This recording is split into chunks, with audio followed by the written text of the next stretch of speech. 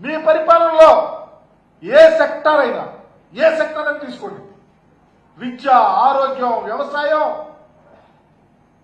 Education, higher education, ఏది తీసుకున్నా డోల్ డ్రమ్స్కి వెళ్ళిపోయినాయి గమనించమని అడుగుతా ఉన్నా. మీరు తీసుకున్న నిర్ణయాలు కానీ, మీరు ఇన్వాల్వ్మెంట్ కానీ, మీ ఆలోచనలు కానీ ఈ రాష్ట్ర ప్రజలను హత్పాతాళాలకు తీసుకెళ్ళటానికి మీరు పురికొల్పుతా ఉన్నారని చెప్తా ఉన్నా. ఉదాహరణకు రైతాంగం సమస్య తీసుకుందాం. రైతు ఈ రాష్ట్రానికి వెన్నెముక.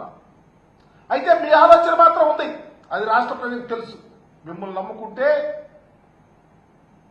ఒక్క తోక పట్టుకుని గోదావరి ఈదినట్టేనని, వ్యవసాయమే దండగనటువంటి ఆలోచన మీరే ప్రజలకు తెలుసు. కానీ మోసపోయారు. మోసపోయి ఈరోజు ఈ రాష్ట్రంలో రైతు ఏ పంట వేసుకున్నా, వ్యవసాయం చేస్తే ఆత్మహత్యల దాకా వెళ్ళిపోయే విధంగా మీరు పరిపాలన చేస్తా ఉన్నారని చెప్తా ఉన్నా. వరేసుకున్న రైతు ఉరేసుకునే స్థితికి వచ్చారు. పండిన పంటను అమ్ముకునే స్థితిలో లేరు.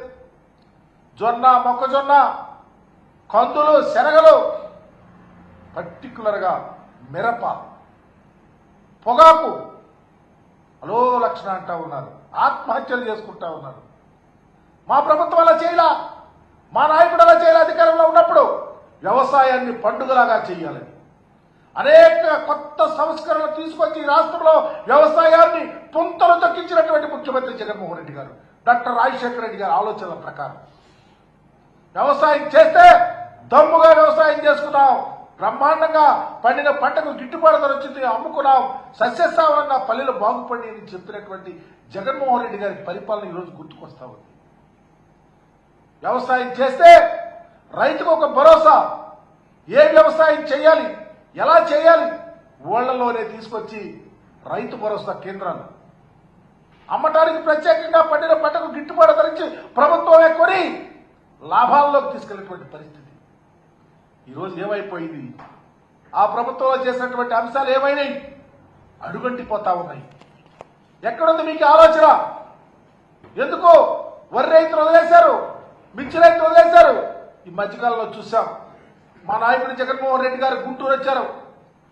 మిర్చి రైతులు ఆవేదన చూసి వారి యొక్క కన్నీళ్లు తుడవటానికి, వాళ్ళ భరోసా కల్పించడానికి, ప్రభుత్వానికి కరువిప్పు కలిపే విధంగా చేయాలని ఒక ఆలోచనతో గుంటూరు వస్తే జగన్మోహన్ రెడ్డి గారు వచ్చి రైతులను ఆదుకోవాలని చెప్పేసి, వాళ్ళు పండిన పంటకు గిట్టుబాటు ధర ఇవ్వాలని చెప్పేసి, దళారుల చేతుల్లో మోసం చేయొద్దని చెప్పేసి వస్తే వెంటనే అప్పుడు స్పందించాడు చంద్రబాబు నాయుడు గారు. కేంద్ర ప్రభుత్వానికి అగ్రికల్చర్ మిషన్ ఒక ఉత్తరం 11,000 చిల్లరకి కొంటామని చెప్పడం వెంటనే జరిగిపోయినా ఈ రోజుకి ఎక్కడన్నా మిర్చిని మీరు ప్రభుత్వ పరంగా కొనిపించిన దాఖలాలు ఉన్నాయా అని చెప్తా ఉన్నాం. ఈరోజు అలో లక్షణ అంటా ఉన్నారే రైతులు, ఎందుకు పట్టించుకోవట్లేదు అంటా ఉన్నాం. ఇకపోతే ఆ ప్లాంట్స్ లో పొగాకు, ఈరోజు పొగాకు పండించే రైతు కన్నీరు వరదలై పారే పరిస్థితి వచ్చింది. దానికి కారణం చంద్రబాబు నాయుడు గారు ప్రభుత్వం కాదని అడుగుతా ఉన్నాం.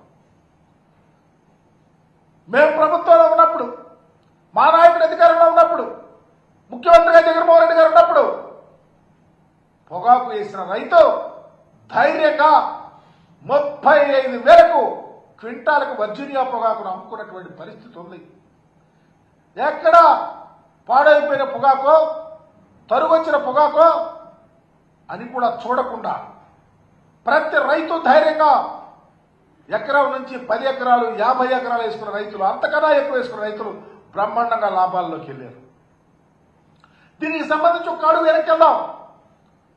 ఒకప్పుడు చంద్రబాబు నాయుడు గారు ముఖ్యమంత్రిగా ఉన్నప్పుడు పొగాకు రైతులు, అయా మేము పండించిన పొగాకు గిట్టుబాటు ధర లేదు అని చెప్పేసి చంద్రబాబు నాయుడు గారి దగ్గరికి వెళ్తే వెంటనే రైతులను వ్యాపారస్తులు పిలిచి ఒక మీటింగ్ పెట్టి అర్జెంటుగా మీరు పొగాకు కొనండి వ్యాపారస్తులతో, మీరు కొనకపోతే మీ యొక్క ఇండస్ట్రీస్ కి కరెంటు కట్ చేస్తారని చెప్పి వదిలేశారు. ఎవరు పట్టించుకోదా.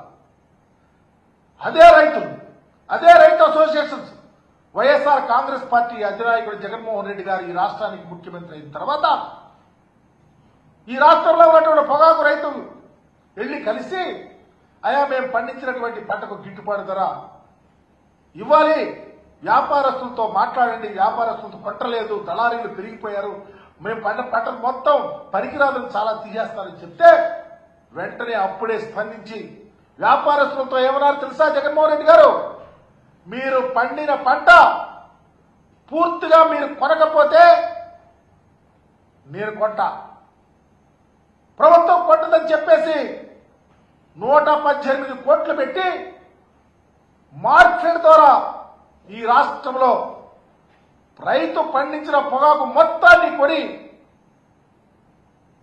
తన యొక్క మ్యాగ్నానిమిటీని ప్రకటించినటువంటి ముఖ్యమంత్రి జగన్మోహన్ రెడ్డి గారు. అది రైతు భరోసా, రైతులకు ఒక ఆత్మస్థైర్యం. అది ఏమైపోయిందని అడుగుతా ఉన్నా ఈరోజు.